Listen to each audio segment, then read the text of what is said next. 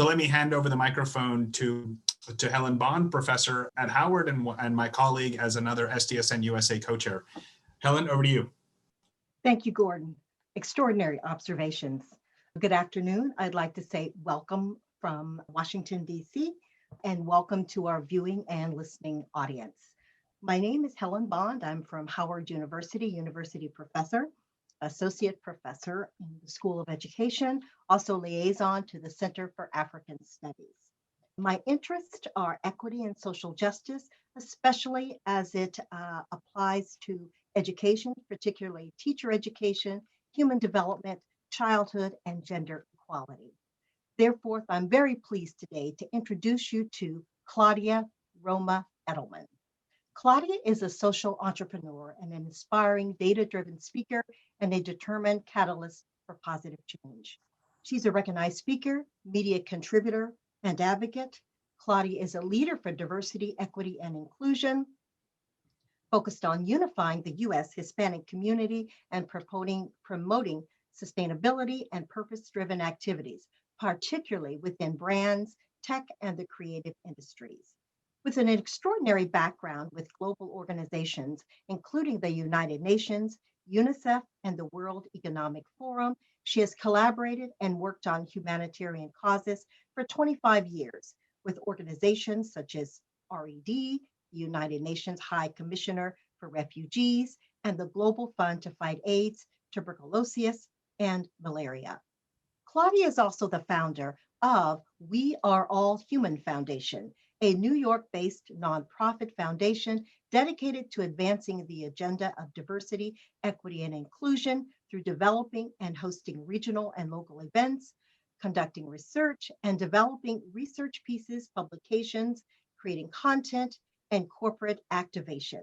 I'd like for you to give Claudia Romo Edelman a warm and hearty welcome. Thank you.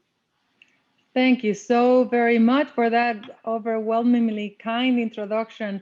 And I am very humbled to be able to be here. And I think that when I see all the speakers, the only thing that I could bring to the question as a professor is taught in the University of Geneva, marketing for social causes, which I think is one of those areas in which I hear from the questions that people are interested in. How do we actually win more the hearts and minds of people? So if you allow, what I would like to do is just, I prepared a couple of slides to be able to present to you today what I'm doing. And as Helen was talking about, I've been 25 years a marketer for different organizations. I had the privilege to be working with the Secretary General in his executive office, launching communication and advocacy under David Navarro of the SDGs. So this theme is dear, close to my heart.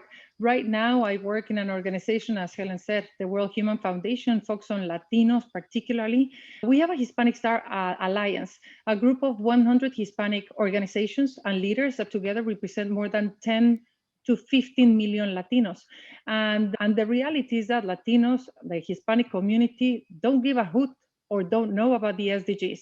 And so my presentation today, what I wanted to bring on to you is, how can we actually kick off a synergistic relationship between the Latino community and the SDGs? Because this is a great way for the SDGs to help the Hispanic community, but also how can the Hispanic community help to achieve the SDGs? And that's important. Why? Because we're so many. Latinos in America are 60 million today. If there is any migration reform, we might turn into 75 million in a second. And this is growing because of the interracial marriage is the highest in the country. We're very generous with our love. By 2025, 1 in every 4 Americans will be Latino. Hello, hello, hello, hola. So we're very young, 28 years old average. That's 10 years younger than the rest of the population as a whole. But if you look at one piece of data that I would like to bring to you, is our mode. The most common age of Hispanics is 11 years old. The most common age of non-Hispanics is 58. That's 4 decades of growth in demographics of a community that needs to care about our frameworks like the SDGs and how to advance. And Latinos are many, but also very fragmented. We do not have an agenda. Mexicans don't talk to Colombians, don't talk to Venezuelans. It's even worse. The Mexicans of Miami don't want to talk to the Mexicans of Chicago, and so on. So what we've been doing at the Hispanic Star Alliance and with the World Human Foundation is try to create a shared agenda. Every year for the last couple of years, we're bringing all these leaders together to know what unites us. What are the things that we're going to be pushing together? Last year, we started looking at the SDGs as an incredible unifying framework for a community that is so fragmented, but also that needs a neutralizing framework of action. So what we did was actually we experimented on bringing the SDGs to the Hispanic agenda. So we took the methodology of looking at the SDGs and all the indicators through a Hispanic lens. And I'm happy to respond to any questions on methodology, but what we found pretty much is not a lot of information. So all the gray areas that you see in the screen are basically the areas where either we wouldn't be able to find data because it's not disaggregated, or it didn't apply to the Latino community. And that's really important. So we need more disaggregated data. I commend the efforts that your report of No One Left Behind, never as urgent, never so urgent, never more urgent report is doing. But this is important because we will continue gathering the Latino community every year at the end of the year and bringing what we call the Hispanic SDGs. And if you are in possession of data, if you want to collaborate with us, we will continue doing this, but we really need to understand some of the data. We have some insights, and I would be delighted to talk to you more about the data of Latinos overall and how do we perform with the SDGs. But wouldn't it be great actually to start looking at the Hispanic community through the lens of the SDG index? Look at this way. The Latino community in America, because of the size of our economy, $2.6 trillion, $1.7 trillion in purchasing power. If you would put us as a standalone economy, we would be the 8th largest country in the world. And it would be really important as for us, the Latinos, to understand where we stand. We know where we stand within America, but as a country, it would be great. And looking at your SDG dashboard, seeing how we could actually portray this would be really important, not only because of the visual sense of actually disparity that we have, and through disaggregated data, we can actually build this up, but also because at the World Human Foundation, we have big data. We have the data of 38 million Hispanics on their passions. And if we could start actually doing a correlation of passions meet priorities, then you have a hook to also get the Latino community to care about the SDGs because it matters to their lives. And that is part of what I think is one of the biggest challenges of marketing and communicating the SDGs, that it seems to be too far away, but linking it to data on passions and priorities could be a great start. So what I would like to leave you with in this first part is what gets measured gets done. We would be delighted to work with universities, not only to get data, disaggregated data, and understand how we can populate that HSDGs, but also to try to actually educate through your students and your faculty on issues that matter to the Latino community. For example, their own data on demographics, behavior, sentiment, and use that as an opportunity to start looking at the SDGs as a framework. Delighted to connect. I am sure that all of the universities have, at least some of them, have a Latino association or a Latinx association. We don't care, by the way, however you want to call it, it's fine.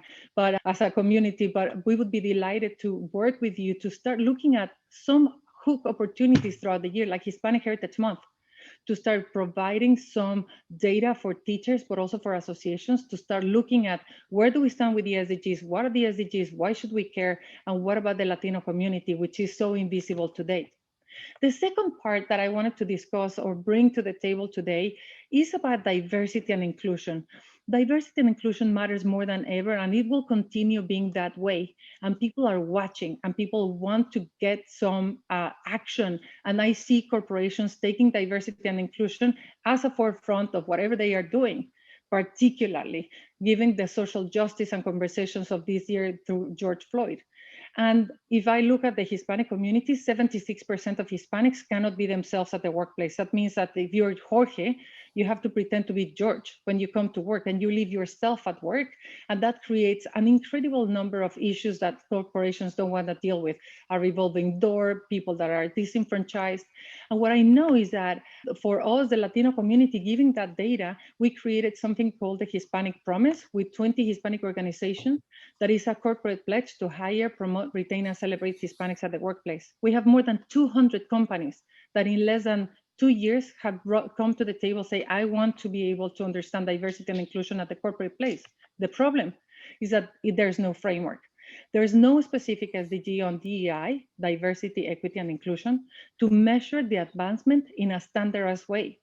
And as you can tell from the previous issue with SDGs having so many different ways to measure, and it's very complicated for corporations to know what methodology to use, we don't want to start this with diversity and inclusion, which we know will continue being a trend in the future, will continue being important in the future. So the question is, shall we create something like the SDGs for inclusion? Can we do that in a way that is standardized so that companies can have one single way to start this?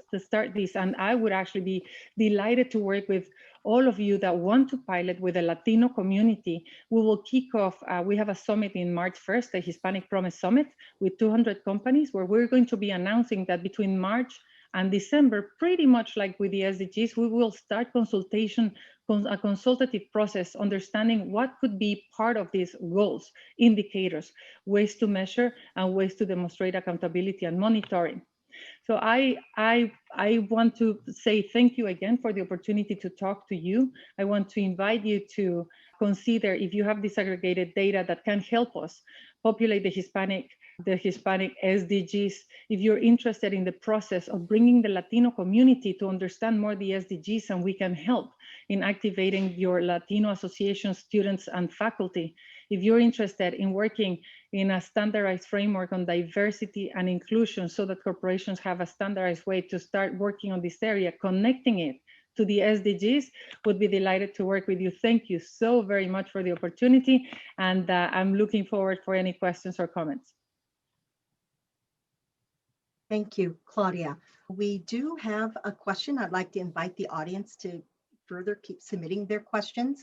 We do have from Scarlett Lanza, what's the current probability that the U.S. takes a firm commitment to adopt the SDGs and finally do the first voluntary national review now that the Biden administration has rejoined the Paris Climate Accord?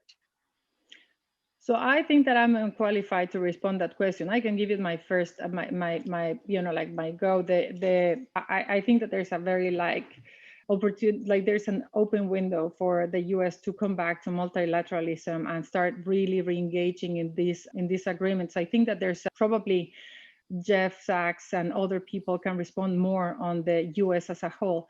But what I want to just add to that conversation is that it is really important to keep the momentum of the SDGs, and engaging minorities will be a great way to make sure that citizens care and that they are putting pressure in their governments to make sure that they advance the SDGs. This is not only the 10 commandments, this is also the rights that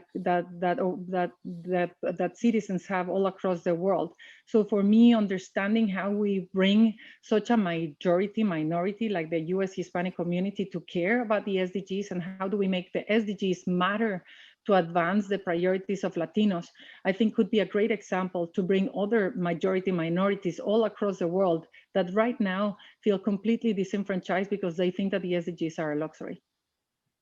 Okay, I don't see any other open questions, and we do have a few more minutes. So I do have a question. I know at Howard, we'd love to work with you and partner with you on this. I see a shared issue around the SDGs not seemingly as relevant to the Black and Brown community. Can you name some specific ways that you might make them relative or relevant, especially in terms of education? So absolutely, and I would love to work with you and with with universities all across. I think that there are three ways. One is through finding common areas. So what I mentioned about the passion meets priority, understanding and making those correlations is truly important. I think that to get communities to care, not only because the Sustainable Development Goals have to be better communicated and they seem aspirational and they see decision makers caring about their pin and wearing it and so on, but also it has to matter for their lives. And right now, for example, for a number of Latinos, climate change matters. We have a lot of data that indicates that the Hispanic community sees climate change as something important but unaccessible, because it seems to be that Tesla, the cars of the like electric cars and vehicles are something that are not affordable for them and that we cannot reach them. So if there is any way in which you can find those passion points that Latinos care, particularly the priorities of the Latino community, which are three. One is education. Number two is financial empowerment. And we can go on to those, like some of those priorities, but the other one is ownership. They want to have a house, they want to own a car. And if we can make actually something tangible, like you can, through working towards getting policies, for example, that would benefit some electric cars that are more affordable and that are useful for the small businesses that have been so affected by COVID. If we can actually work on understanding that there's a way to link climate change to entrepreneurship and bringing that to the Latino community in a way that matters through incentives and tax credits, for example, I think that those are ways in which you can connect people being relevant in their daily lives, as opposed to just a framework of the United Nations, something that they can't relate. Okay, we have 1 to 2 minutes left. We have no open questions on the floor. I still invite the audience to submit. Just one last very quick question, if no one else has one. President Biden has issued an executive order around equity and justice. What suggestions, if you could give him one, that administration, the new incoming administration, in regards to Hispanic issues? What recommendation might you give? I think that it is going to be very complex for President Biden to go full on a migration policy. But I think that if the government can start working towards those low-hanging fruits, the dreamers, DACA, some of the things that are congressional and bipartisan, it's going to be very important. What I think has to happen is a real humanization of migrants in a way that can allow from top down a narrative that is recognizing the value of migrants, that recognizes, and this is really home for the Latino community. We feel Latinos are not seen, not heard, not valued, absolutely invisible, the last paid, and not recognized for what we do. And I think that is related to migration and Latinos equal migration. And I think that there has to be a recognition, a humanization of migration that as a fact will impact not only the Latino community, but others. I do know that the number is high when people think that there's 11 million people that might be actually in that agenda. When you cross the line and you have an amnesty that there's 11 million migrants that will be naturalized or be part of America, that number is higher. It's closer to 18.5 million. So like the fact that the Latino community, if such a migration policy would happen, would turn from 60 million to closer to 75, which I think is very hard. But my recommendation would be to start working towards the low-hanging fruit, DACA, dreamers, the young people, and do parts, do parts that are easy to get to parts of the, the bipartisan support overall, as opposed to try to fight for a bigger reform that might be challenging. And infrastructure, as a fact, might be the greatest way to restabilize the power of migrants and recognition. And just on universities, just one more thing, if I may. I truly believe that students and faculty play an incredible role on educating and getting excitement about the SDGs. For us as an organization working with the universities, with the student groups all across, would be, I think that one of the greatest ways to quickly get a community that doesn't care to all of a sudden know, and do it in a way that could be actually connected to their own. And that's why I was suggesting Hispanic Heritage Month in September, to, instead of doing half an hour bad margaritas for universities, please engage your Latino associations to do more of recognizing our contributions to the country through data and understanding that the SDGs for Hispanics could be a great framework to advance our community. Okay, thank you very much, Claudia. And I'll hand it back over to my colleague, Gordon McCord. Thank you very much. Thank you. Thank you, Helen. Thank you, Claudia. That was fantastic. Just a quick note, we're building an SDG data platform in San Diego at high spatial resolution, hopefully at zip code or neighborhood level.